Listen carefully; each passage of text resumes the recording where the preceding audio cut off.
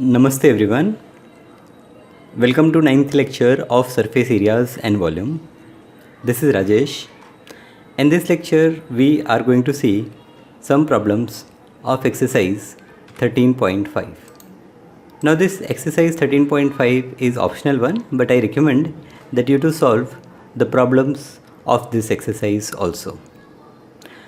First problem is a copper wire 3 mm in diameter is wound about a cylinder whose length is 12 cm and diameter 10 cm. So as to cover the curved surface of the cylinder, find the length and mass of the wire, assuming the density of copper to be 8.88 gram per centimeter cube.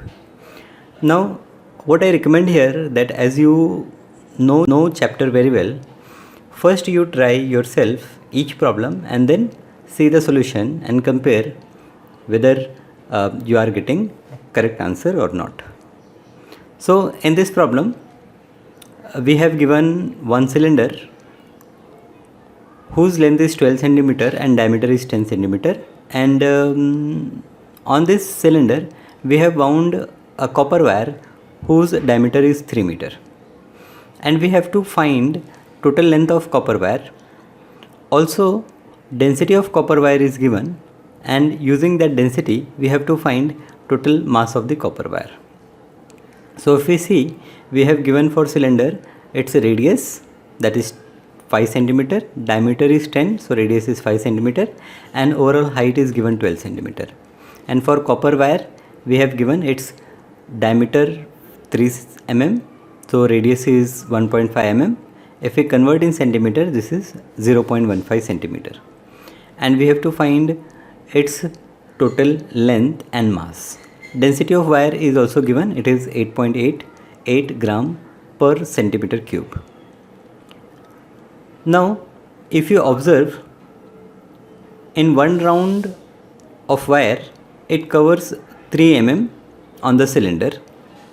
So number of rounds which is required to cover entire cylinder will be height of cylinder divided by diameter of wire. You can see in the figure, right? So number of round will be 12 divided by 0.3. So 3 4s are 12, so I will get n is equals to 40. Now for one round, length of wire required will be equals to circumference of the cylinder, right? You can see in the diagram, in one complete round it covers how much length? So length will be equals to circumference of the cylinder, so that will be equals to 2 pi r. So for 40 rounds, I have total 40 rounds, so for 40 rounds the length will be 40 into 2 pi r. Now let us put the value of pi and r. We get 40 into 2 into 22 upon 7 into radius is 5. That gives me answer is 1257.14 centimeter. So I divide that by 100 and get answer as 12.57 meter approximately. Now to find mass of wire, we first require volume of the wire. Now to find volume we use formula pi r square L. Generally it is cylindrical in shape, so pi r square h. Here we have used L in place of h, right? So pi 22 upon 7, radius of copper wire is 0.15 into 0.15, and length is 1257.14. All the dimensions are in centimeters, so length also we take in centimeter. That gives me answer as 88.898 centimeter cube. Now mass of wire is volume into density, so it will give me 88.898 into 8.88, which is equals to 789.41 gram. Hence I will say length of copper wire is 12.57 meter and mass is 789.41 gram. Okay, now let us move to second question. A right triangle whose sides are 3 cm and 4 cm is made to revolve around its hypotenuse. So other than hypotenuse, sides of right angle triangle are given 3 and 4, and we are revolving that right angle triangle about its hypotenuse. We have to find the volume of surface area of the double cone so formed. So you can do this activity. You can cut one right angle triangle and try to revolve around hypotenuse. You will find two cones and you have to find their volume. Now you can see right angle triangle which is given to us, and when we revolve around its hypotenuse we get these two cones. Okay, the upper smaller cone and lower larger cone. For right angle triangle we have this 3 cm and 4 cm.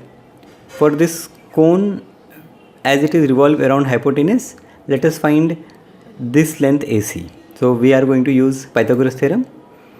AC square will be AB square plus BC square. That gives me AC square is equals to 9 plus 16, that is 25, and I will get AC as 5 cm. Now for cone ABD, if you see, for cone ABD, slant height is AB, its height is AO, and radius is BO. What we have to find? We have to find volume and surface area. So for volume we require pi r square, so radius is required, pi r square h1 for this upper cone, and similarly for lower cone. And for surface area we require pi rl. Slant height already we know, so two things are required. One is height for these two different cones and other is radius. Now you can see the radius is common for both the cones. For cone BCD, similarly we have slant height as BC, we have height as CO, and we have radius as BO. So radius we have to find out. Now how we can find radius? So there I am going to use the formula for area of triangle. For triangle ABC, I can find area in two way. One is half into AB into BC, and other is half into AC into BO, right? And both will give me same area, so I will equate them. So half of AB into BC is equals to half of AC into BO. Now this half will cancel.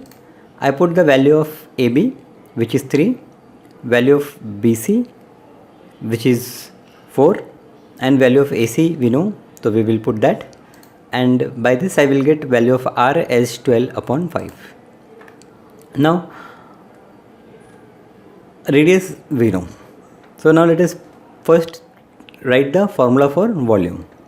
So formula for volume of this combined solid is volume of cone ABD plus volume of cone BCD. So it is 1 by 3 pi r square h1 plus 1 by 3 pi r square h2. 1 by 3 pi r square is common, so we take that common, and in bracket we have h1 plus h2. Now this h1 plus h2 will give me AC, so there is no need to find h1 h2 separately, as their addition gives me AC. So 1 by 3 pi r square into AC. Now I have all the values. I have value of AC, I have value of R. So let us put those values. 1 upon 3 into 3.14 into value of R is 12 by 5 into 12 by 5 into value of AC as 5. So this 5 will cancel, and I get 1 by 3 into 3.14 into 12 into 12. You calculate, you will get 30.14 centimeter cube. So we got volume. Now let us move to surface area. So total surface area is curved surface area of cone ABD plus curved surface area of BCD. Let us write their formula: pi r L1 plus pi r L2. Pi r we take common, in bracket we have L1 plus L2. So 22 upon 7 into 12 upon 5, that is radius, into 3 plus 4. 3 plus 4 is 7, so 7 will cancel, and I get 22 into 12 whole divided by 5. That gives me surface area as 52.8 centimeter square. So hence I will say that required volume is 30.14 centimeter cube, and required surface area is 52.8 centimeter square. Okay, so let us see this third question. Third question is a cistern internally measuring 150 centimeter into 120 centimeter into 110 centimeter has 1,29,600 centimeter cube of water in it. Now porous bricks are placed in the water until the cistern is full to the brim. Each brick absorbs 1/7 of its own volume of water. How many bricks can be put in without overflowing the water, each bricks being 22.5 into 7.5 into 6.5. So here in this problem you can imagine that there is a container, right? It is cuboidal in shape whose length, breadth and height are 150 into 120 into 110. In that there is some amount of water like 1,29,600 centimeter cube, that amount of water they have given. So it is somewhat filled. Now in this we are putting some bricks and these bricks are porous. So what happens, suppose one brick you put in the water, then what will happen? The level of water will rise. How much level will rise? So it will be equal to volume of brick minus volume of water which the brick will absorb, right? You are getting it, because as the brick is absorbing some amount of water, so this 1,29,600, this much volume of water, it will decrease little bit as somewhat water is absorbed by one brick. Similarly, if I have n bricks, so n bricks will absorb accordingly water, right? So when you put one brick, then the volume will be this 1,29,600 plus volume of brick minus the water which is absorbed by the brick. And as I am using n bricks, so I will multiply by n and I will equate that to the volume, this 150 into 120 into 110. As after putting n bricks, what will happen? It is completely filled, so water will come up to the brim, right? So let us first calculate volume of cistern. We use formula L into B into H. Length, breadth and height is given. So I come value as 19,80,000 centimeter cube. Now let us put n bricks, right, in the cistern so that it is completely filled. So volume of n brick will be n into, for one brick we have dimension 22.5 into 7.5 into 6.5. So for n brick the volume will be n into 22.5 into 7.5 into 6.5. Volume of water which is absorbed by the n brick will be 1 upon 17. You can see here 1 upon 17th of its volume is absorbed by brick. So 1 upon 17 into n into 22.5 into 7.5 into 6.5. Now as we discussed, so we put those things. So as per condition in problem, what I will say, that n into 22.5 into 7.5 into 6.5, this is total volume of brick, minus 1 upon 17 into n into 22.5 into 7.5 into 6.5, this is amount of water which the brick absorbs, plus this water which is 1,29,600, this all will equal to 19,80,000. Now if you see here, this n into 22.5 into 7.5 into 6.5 is common, you take common, then 1 minus 1 upon 17 will give 16 upon 17. So you have 16 upon 17 into n into 22.5 into 7.5 into 6.5 is equals to 19,80,000 minus 1,29,000. This gives me answer of n as 18,50,400 into 17 divided by 16 into 22.5 into 7.5 into 6.5. You calculate and come a value as 1,07,092.41.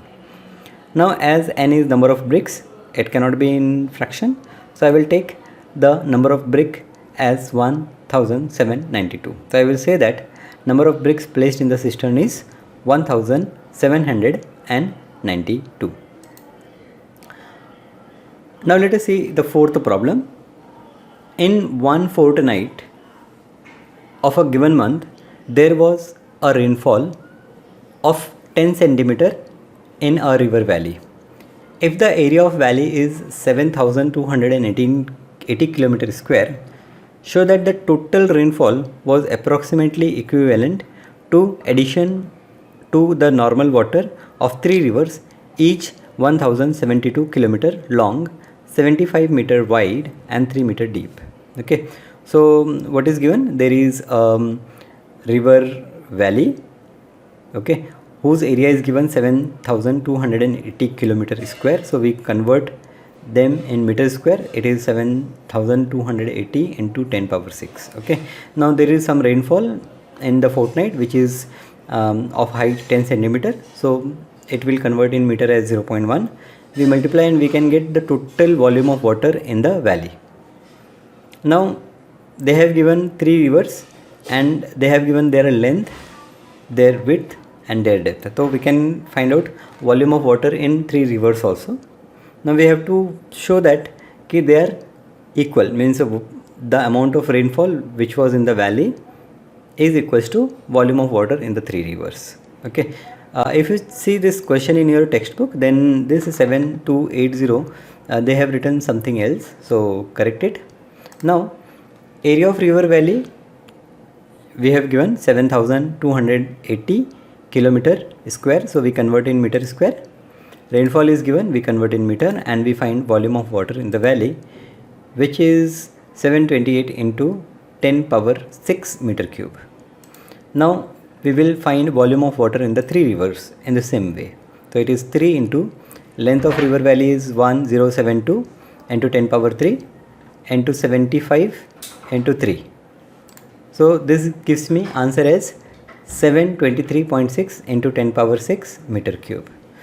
Now this I will take approximately as 728 into 10 power 6, and from 1 and 2 I will say that volume of water in the valley is approximately equal to volume of water in the 3 rivers, right? So this is how you solve the problem, right? There are few more questions that we will see in next class. Thank you.